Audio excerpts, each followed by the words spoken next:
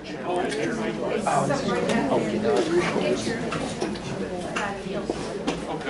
Hey, Steve.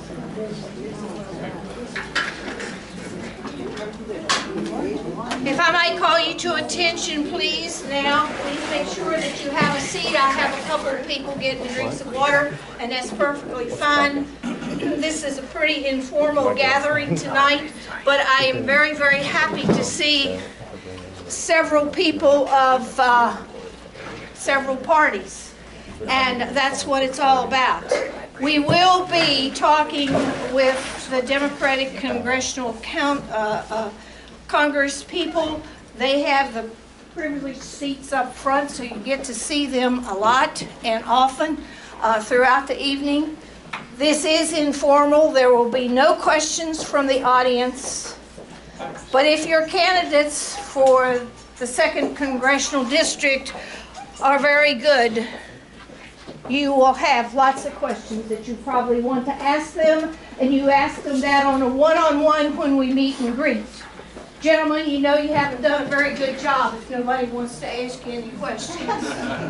So you can judge for yourself.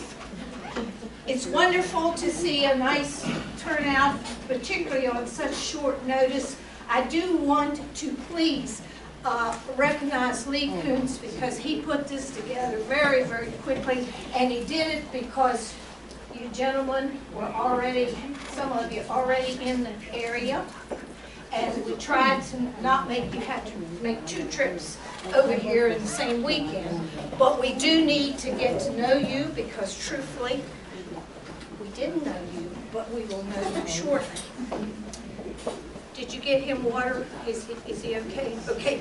If you want to just kind of shut that door back there. And while we're sort of waiting just a little bit, I would like all of the candidates for the local races here in Jefferson County to please stand, take your turn, tell us what you're running for. But we only want to know your name. We don't want to know anything about you. No. Starting up here, please. Here. I'm Sally Jackson. I'm running for re-election to Family Court. I've been your Family Court judge for the last 13 years. I'm Sammy Young, and I'm running for the House of Delegates right here in the 65th District. And there's a lot of you that I need to say hi to, so hi. I'm Dale Boober. I'm running for re-election to keep my job as your magistrate. I'm Laura Storm. I'm running for my 2nd term as the Circuit Clerk of Jefferson County. I'm Charlie Howard, and I want to be your prosecuting attorney. I'm Sandra Sheehan. I'd also like to be your prosecuting attorney. I mean, I think I know everybody in here, but if you don't know me, please introduce yourself. I'm Daniel Lutz, nonpartisan for the Conservation District Supervisor position. Joel Simpson, I'm running for magistrate. I'm Tia Code, and I'm running for Family Court Judge in Jefferson and Berkeley counties. Dave Denges, I'm running for Delegate District 66. Hi, I'm Jan Hafer, and I'm running for the county commission. Wait a minute. You said delegate. Where is that? What kind of a delegate? West Virginia House Bill. I'm Dale Manuel. I'm running for re-election to the County Commission, Charlestown District. Hello, I'm Bridget Coey, and I'm running for Circuit Court Judge for the seat that Judge Sanders is retiring from. I'm Angie Banks. I am running for re-election Jefferson County Assessor. I'm Nancy Lutz. I'm also running for the 2nd until unexpired term for Conservation District Supervisor. Hi, I'm Mary Paul Rissler, and I'm running for re-election as Jefferson County, one of the 3 Jefferson County magistrates. Good evening. I'm Ralph Lorenzetti. I'm your current prosecuting attorney, but I'm running for Circuit Court, 23rd District, Division 6, which is the new Circuit Court position. David Mathos, running for State Senate, 16th District. Is that it? Yeah. Thank you very much. Thank you, everybody. I will have to tell you, I say this all the time, or I used to say it all the time. I don't. We just simply have the best. So you cannot go wrong by voting for a Democrat. If you want to take one of these empty chairs, I'll give you just a little bit of time to find one. You can grab one quickly. If you have a problem with standing, I like standing room only people. That's great. Now, so we get on with the main. Do you have somebody else that wants a chair? One here and there's one here. There's one over here. With the main agenda for the evening, if I make a mistake, you can correct me. Just don't do it too loudly and don't be too embarrassing. My name is Reva Mickey. I'm retired from the Democratic Party, but I still like to take a lot of interest in it. That being said, tonight we are fortunate to have 4 of our congressional candidates with us. We understand that sometimes Jefferson County is one that you sometimes forget where we are, but I know that you fellas haven't forgotten where we are because you found your way here. We do appreciate your candidacy that you're running for the 2nd Congressional District as a congressman, simply because nobody knows what a hard job it is to be a candidate until you are one. Now, some of you are seasoned people, but some of you are not. It's difficult to run, and nothing is barred when you're on the campaign trail. So you can just get used to it all if you're new to the arena. It's simple rules tonight. You have 5 minutes, gentlemen.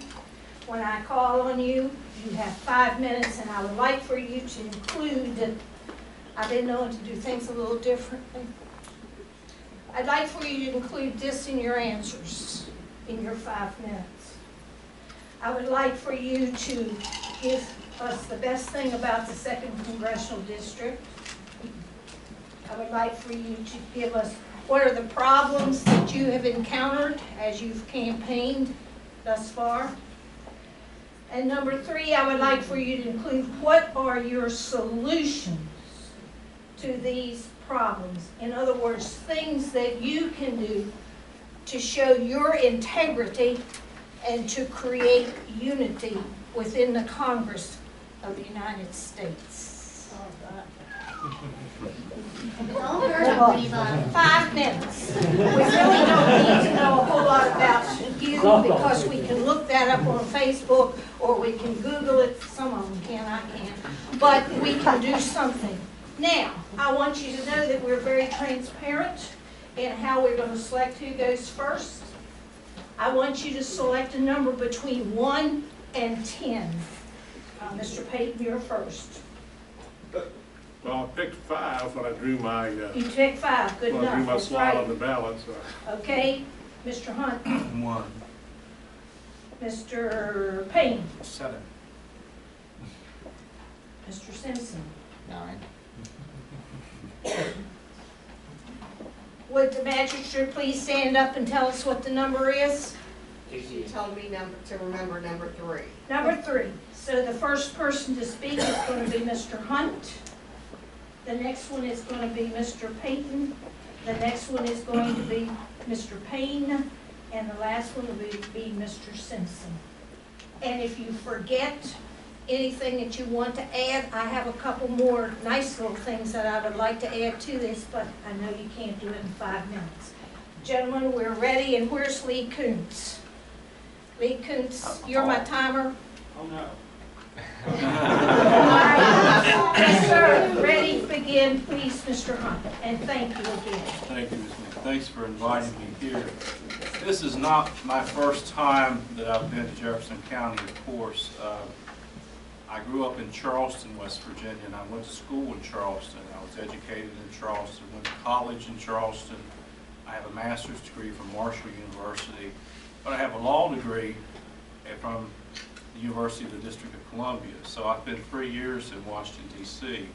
And during the 3 years I was in D.C., I so missed home that so many times I would drive over here on a weekend because it was so close to the District of Columbia, just to get back to West Virginia for a while. I would come over into Jefferson County and have lunch or just spend time because I missed West Virginia.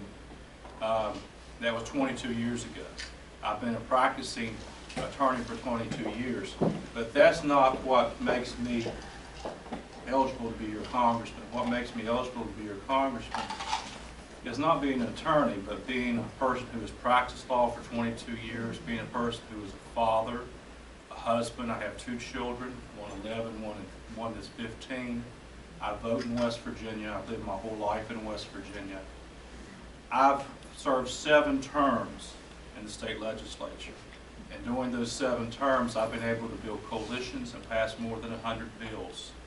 Some of the bills that I've passed during those terms, during those 7 terms, is Megan's Law. That's the law that provides a sex offender registry. Another bill that I passed was I forced insurance companies to take care of our children with autism. Before that bill, our insurance companies simply refused to take care of our children with autism, saying it was a mental disorder and not a health disorder. So those are just a few of the things that I've done during the 14 years that I served in the state legislature. Now to go right into Ms. Mickey's questions. I think the best thing about the 2nd Congressional District is the people. I think everyone in this district is willing to work, and they're willing to work and they want a good job. They want a job that provides good wages. So I think the worst thing is the fact that we don't have enough of those good jobs. And to bring those good jobs to this district, the 2nd District, not only to Jefferson County, but to West Virginia in general, we have to improve our infrastructure. Our roads are falling apart. Our bridges have a 70-year life, have about a 40-year lifespan, and most of them are more than 70 years old. Our sewage and sewage treatment plants, our clean water systems is lacking. Some parts of this district, the middle part of this district, doesn't even have broadband internet. So when you look at those things, what Fortune 500 company is going to want to relocate here when we don't even have good school systems, when we don't even have fresh water, when we don't have basic internet? So we have to continue to build infrastructure in this state. And there's no other way to do it. There's no other quick fixes to do it. There is no quick fix to do it. In the southern part of the state where I'm from Charleston, coal miners are suffering. And they're suffering because they don't have jobs and they can't make their house payments. They can't make their car payments. They need help now. They need retraining now. They need other jobs now. We can't wait for the retraining for these guys. There's going to be a new administration in Washington next year, and I believe that administration is going to be better for coal. It certainly can't be worse, because in the last 8 years, the EPA has allowed 0 new mining permits. 0, that's none. So the new administration has to be better than none, because there's no number less than none. So we have to figure out how to better sell our coal, market our coal, mine our coal, clean our coal. Coal is a natural resource. Coal is a resource that we have to continue to sell and develop. While we need to diversify, while we need to bring in new industry, people need to know that this infrastructure that we're going to build is not going to be built 2, 3, 4, 6 years.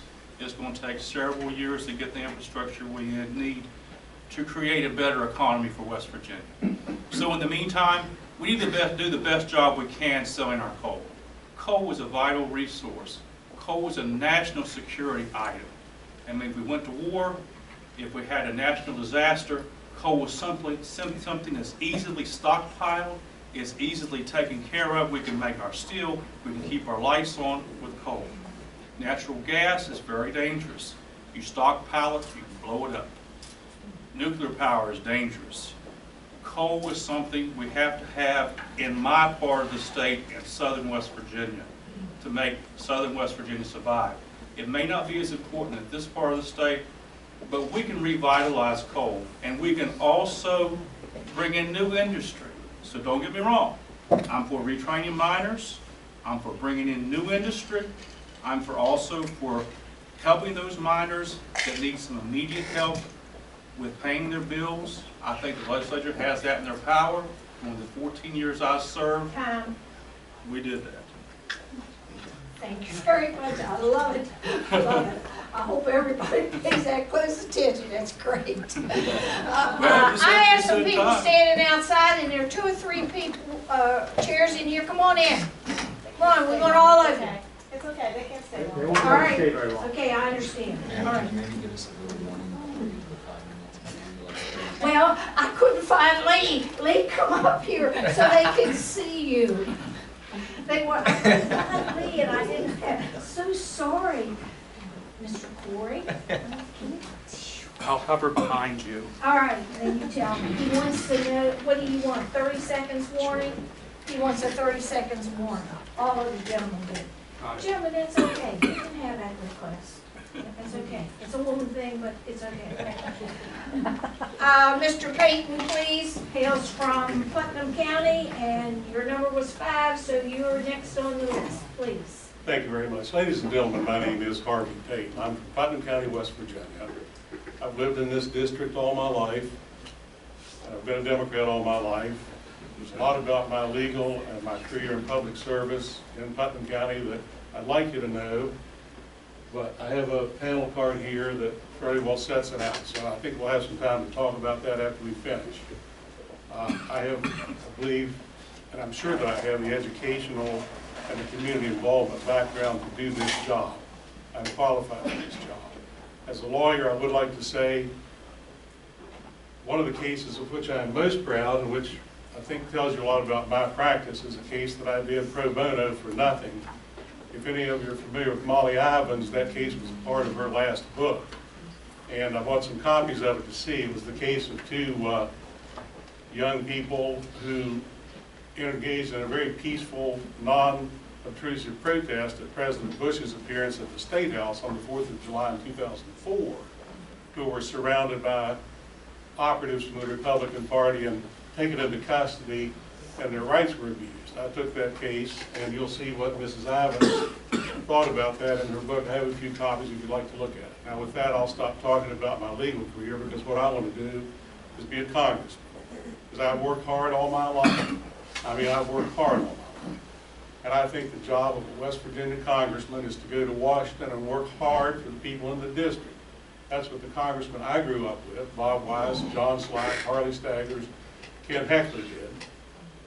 The best thing about this district, from what I've seen, is the absolute potential that's held within this area of the state, actually the whole state. I've been in this district in the 70s when I worked with Judge Maxwell over in Elkins.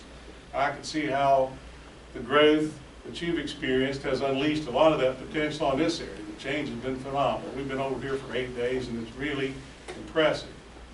We've got unleashed potential in the Charleston area, the central part of the state, and our institutions of higher learning.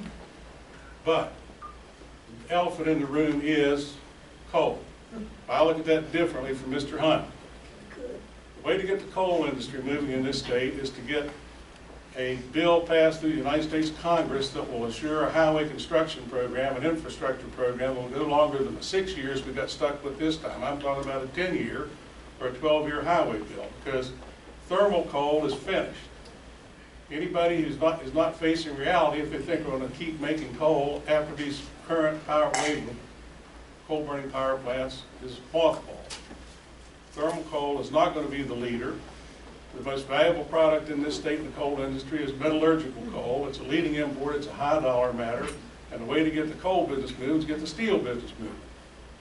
Start making steel for rebar and bridges and guardrails and girders, and you'll get the coal business moving in southern West Virginia in a sustainable, mineable way that can support good jobs and hopefully union jobs for probably 40 more years.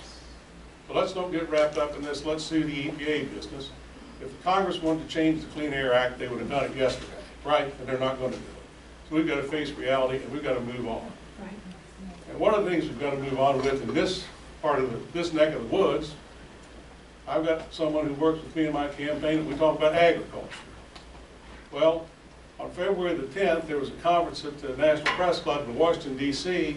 with the Agricultural Coalition for Cuba. Every major trade association and national agriculture appeared and participated. And what did they talk about? Trying to get exports, like millions of pounds of apples from this area. turkeys and chickens from Pendleton and Hampshire and Hardy County moving into the Caribbean and into the Cuban market. That market has shrunk since 2008 because of objections in Congress, President Obama's overtures to open the door to Cuba. That's wrong. You've got a congressman who objects to that on ideological basis. And therefore, you've got people like the Orr family out here with their beautiful orchards not being able to ship their product to Cuba and put people to work here and money in your pockets. And that's wrong. And I'll work to change that. The other thing you've got a problem with. 30 seconds. 30 seconds. I'll talk to you about it after a while, but I'm going to tell you, we've got to get this state moving. We've got to face reality in Congress. We've got to go back to democratic principles that men and women have a right to organize and to collectively bargain for their wages, hours, and services. We've got to get Medicare incrementally open to age 55 and then 45 and then available for everybody in about 30 years. So we can have Medicare for all. And we've got to start putting some taxes on these future trades in oil, because we've been sending men and women to the Middle East to fight for the rich man's oil for the last 20 years. It's time for them to pay a little something back to take care of these veterans.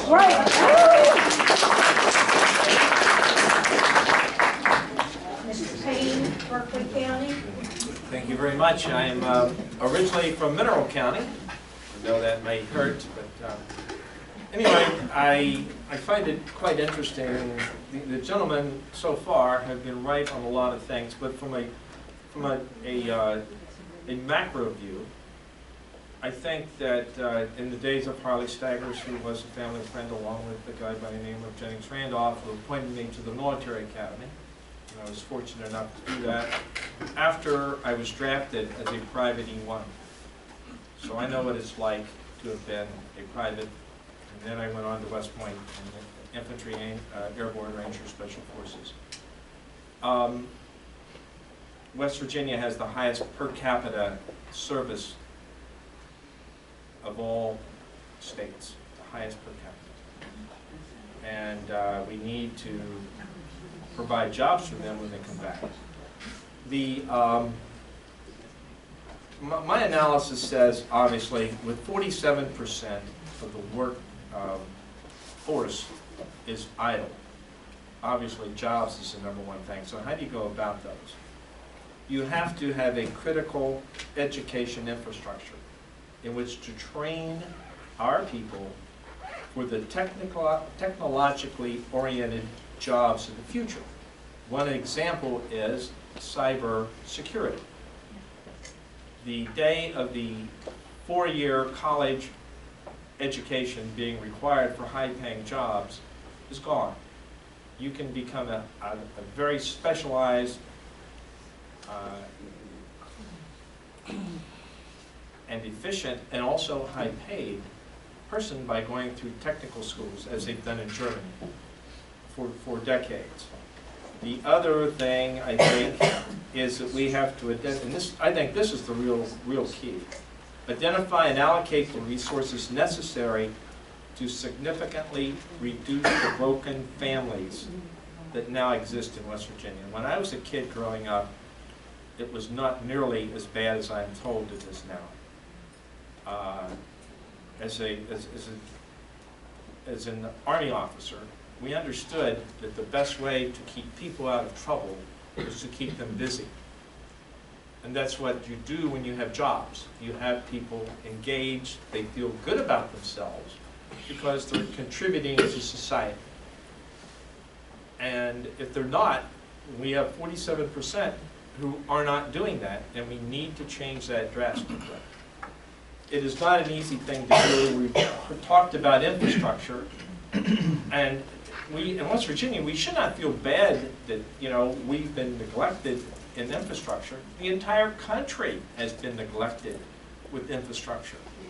I have clients who come in from South America and say, "You got to be kidding me. Washington, D.C., our capitals are better maintained than that."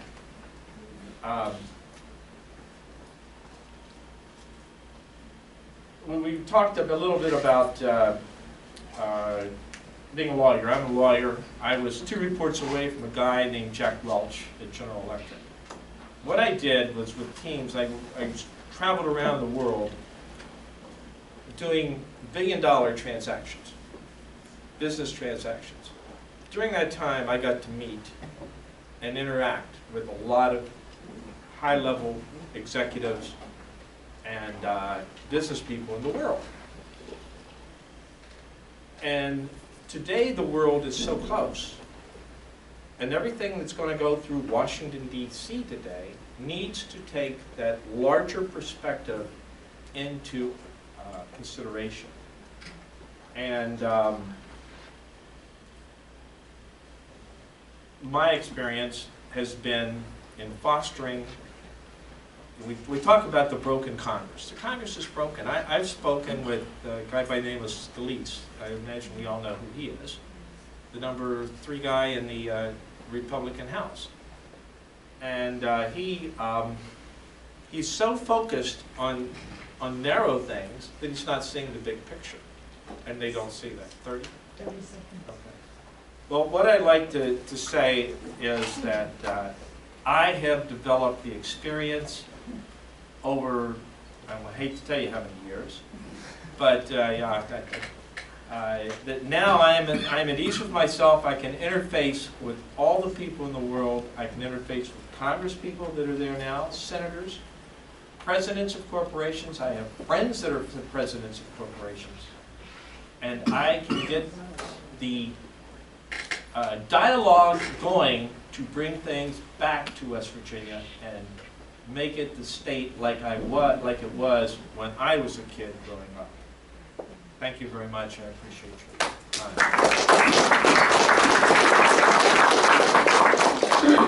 And the next speaker, of course, is Mr. Simpson from Thank you.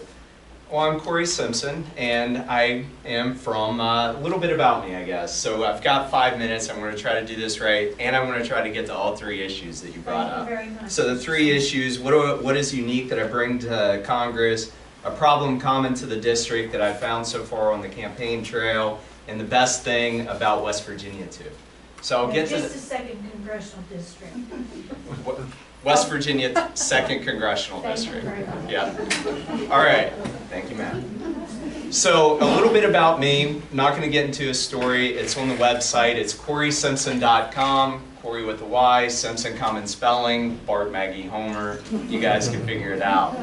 So I grew up in Charleston. I was born in Fairmont. Lived a little bit of time in Upshur County in Buchanan. And after that, I went across the river, went to Transylvania. It's a real school, promise you. Got a degree, came back, went to law school at WVU. When I was at WVU, basically the only thing I was interested in is service. I clerked at the West Virginia Supreme Court. I then clerked at the U.S. Attorney's Office. And while I was there, in between those 2 gigs, the attacks of September 11th happened. I felt the most important thing I could do with my service was join the military. We were at war. That's what I expected to do, and I've spent the last 12 years doing that.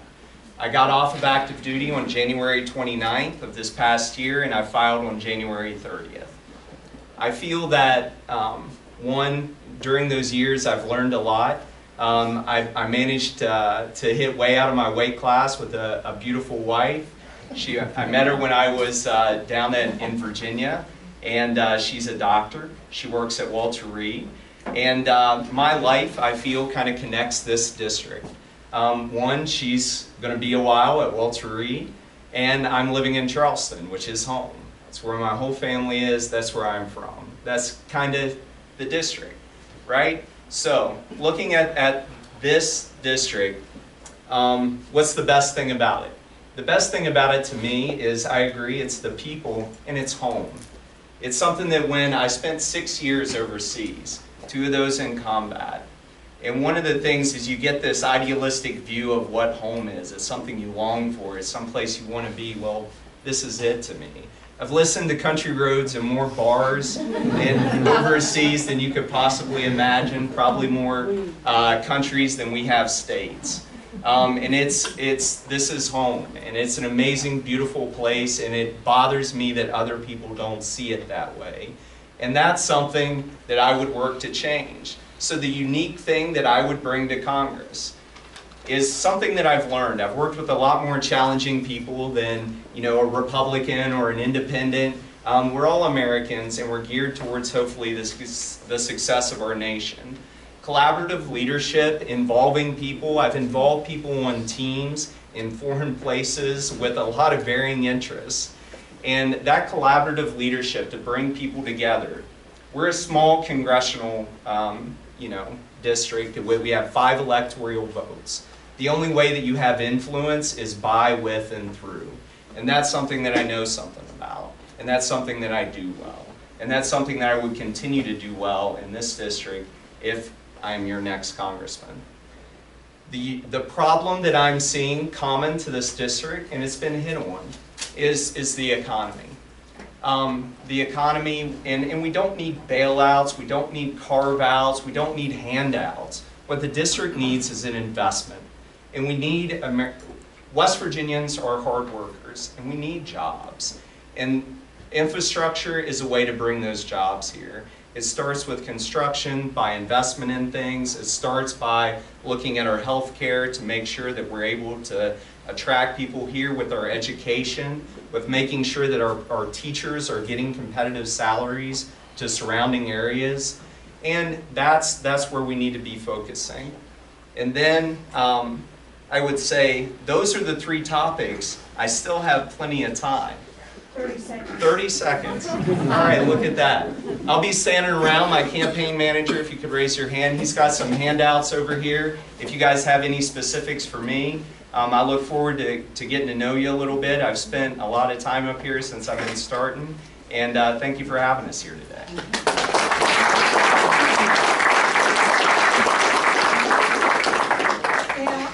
Naturally, I like to see how well people can think, so I'm taking the liberty as being your moderator tonight to ask them a really simple question. And you have 30 seconds to answer this, gentlemen. The question, and don't memorize from one group to the next, because the bottom line is everybody's got a different question. I'm going to start with Mr. Simpson, please, because he was last. I'm going to put you first for once. What is your pet peeve? 30 seconds. Like from my wife?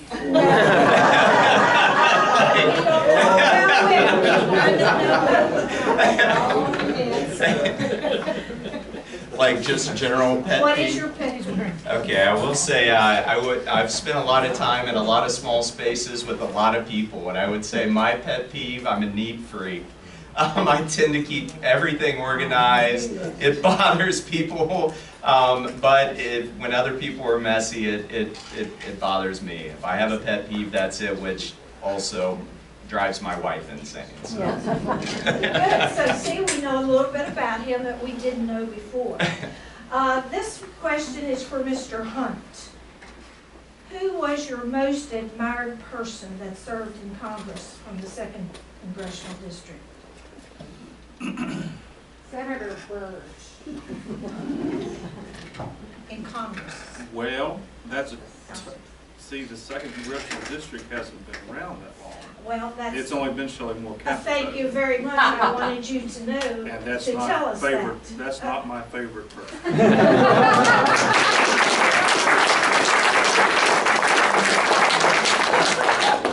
I didn't catch him sleeping, but I thought I was going to. Actually, I didn't. Thank you. Actually, I thought the 2nd Congressional District used to include Mineral County, where there was a guy by the name of Harley Staggers who was fairly well known. And also, I believe that Jennings Randolph's wife was from Kaiser, West Virginia, in the 1st District. I assumed you were talking about the new congressional 2nd District. Well, I didn't designate that, but you see, he picked up on it, and I want to know how well you can think when you go to Congress. For goodness sakes, they throw everything at you. And I just want to this one is for Mr. Payton, please. What has been your most embarrassing moments since you began your campaign in the new 2nd Congressional District? Well, I forgot Peanut's name. There's a candidate over in Berkeley County who's named Peanut, and then when I went to the BCDA Democrat dinner, there was Charles here and Peanut there, and I'm not the best in the world at names. So he walked up to me at the elimination dinner Friday night and said, Do you remember my name? Well, that's a guarantee that my mind went blank. I said, I'm looking at the, trying to remember those two faces, and I'm thinking, Charles. He said, Peanut. And he had me. That was humiliating. Mr. Payne, this one's yours. What does the word wisdom mean to you? What does that mean? What does the word wisdom mean? Give me some synonyms for the word wisdom that you think that you could use in Congress. Experienced, leadership,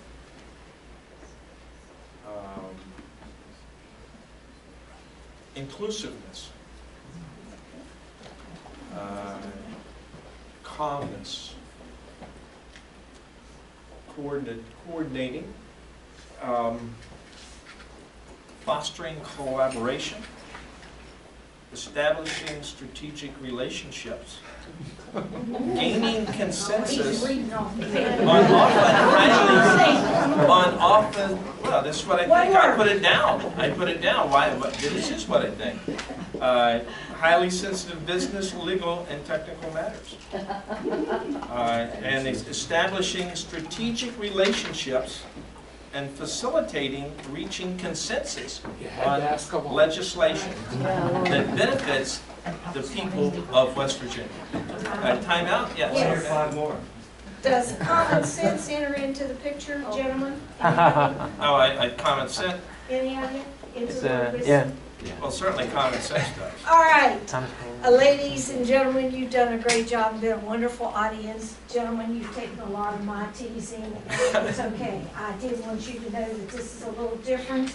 Jefferson County is a little different. We're not almost heaven, we are the heaven part of the state.